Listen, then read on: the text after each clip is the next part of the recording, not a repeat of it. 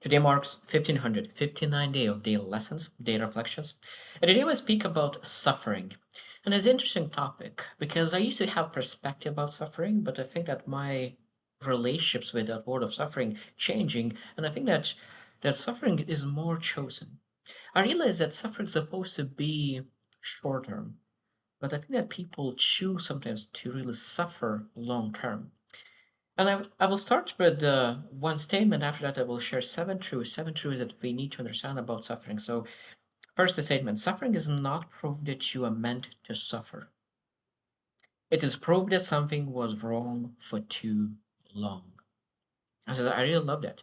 So, if something is wrong for too long, that's why we suffer. But if something is too long, that means that we are not acting on it, or we just really trying to change the things that is not changeable changeable, and sometimes we need to really look at things differently to for things to change. So let's get started with seven things that I think is actually important to understand about suffering. Number one, prolonged suffering means you are ignoring a message, not receiving a lesson. That's it's interesting that because I really love this saying as well that life will send you the same lesson over and over and over and over again until you learn it. That means if you suffer from the same thing over and over again, it might be that you're just not receiving the lesson, you're not reflecting that, you're really not think you don't do things differently. Because if you sometimes want really different results, you need to do different things. I really love the saying that if you want to have what you never had, you need to do the things you never did. And like Aisha said, like if you keep doing the same things over and over again and expect different results, that's just insanity. And when you think about suffering and you ask, okay, where my suffering is coming from? And what have changed in the last 5, 10 years that suffering doesn't come into my life again? And I think we'll find a lot of times, but we really do not change much. And we have an option to change, but we didn't change for some reason. Number two, endurance is only virtuous when escape isn't possible. I already discussed it as well a couple of days ago that endurance could be virtuous, but if you really put that endurance in the wrong place, that could prolong our suffering. Because if you are in a bad place and you endure that bad place, of course you will suffer. Maybe able to really put that endurance in getting out of that bad station rather than really using endurance to keep ourselves in that bad station.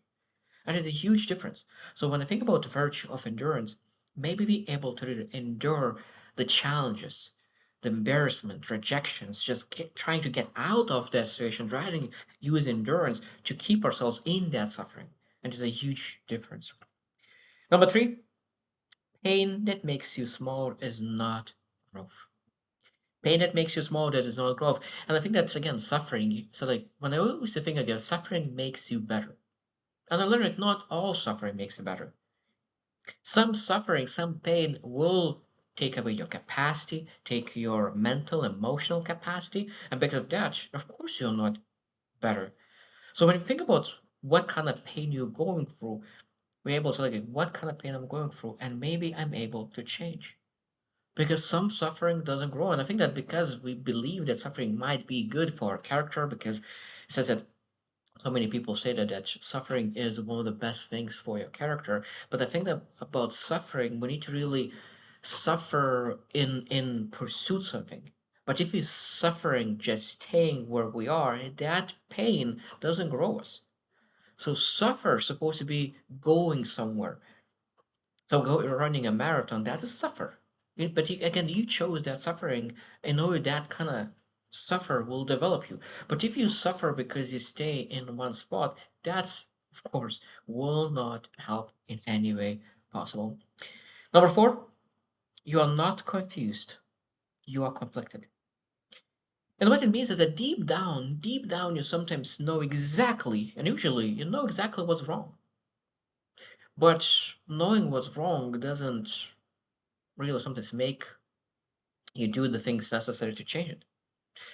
Because I think that sometimes our values and actions is at war because we know what's right, but we don't do it because some other things in gets in our way. So we are suffering, but when the other emotions coming in, fear, even comfort, familiarity, and all those things is keeping us where we are, keeping us at status quo. And I think that we need to understand, okay, where the confliction is coming from, and really, because people, we can say that we confuse and don't know what to do, but sometimes we know what to do. But when we say we don't know what to do, sometimes it's an excuse not really to take action on that confliction between taking action and not. Number five, loyalty to what hurts you is not loyalty. It's fear. And I think that this is the majority of the time is to work. You can be loyal to work as I'm a really loyal person, and still keep myself in this position because they will not be able to find a person who really do the job very well, or maybe even loyalty to relationships. Could be friends, it could be intimate relationships, it could be significant other, and that means that loyalty to the person or to the place that is hurting you is not worth suffering.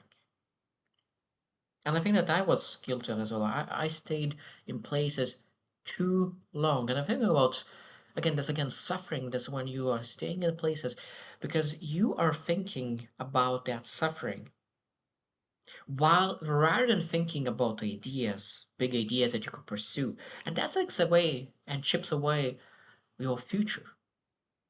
And I think it's extremely important to understand that this kind of suffering is taking away your mental, emotional power that could really put that to imagination regarding achieving big things. And that's again, loyalty to what hurts you is not loyalty, it's fear of change. And again, we need to change that. Number six, the body and mind escalate when you don't listen. That means that when we going through suffering, that suffering could start increase and increase and increase, and it goes from a small anxiety, it goes to even some kind of depression, because we just do not listen to our body and our mind. Our mind and body says that I don't want to stay in this place. I want to move, but for some reason we choose to stay, and that staying will downgrade our capacity. So that means our emotion regulation will go smaller. So that means maybe in the past we used to, when something bad happens, maybe we used to recover within 1 day.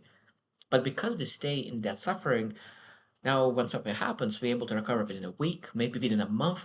So that means our abilities in everything will get smaller because our emotions are draining every single day by staying where we're not supposed to stay in that suffering.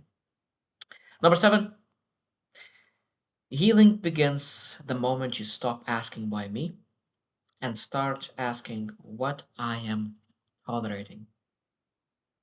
Such a beautiful question. What I am tolerating. What standards do I tolerate from other people, from myself? What do I tolerate? Do I tolerate disrespect? What do I tolerate? When I really ask that question, find out exactly where do you fall short. And when you start to really stop tolerating things that is not adding value to you, not serving you in any way possible, and having and developing self-esteem to say no and build boundaries around those things and have non-negotiables that develop you, will remove the suffering. I truly believe that suffering is extremely important, but again, suffering supposed to be while you're pursuing some big things in life rather than staying where you're at, and that's not the suffering that we're supposed to be in. Because if you suffer by being in one spot, that means it's time to pursue something bigger. So I hope you choose to win and see you tomorrow.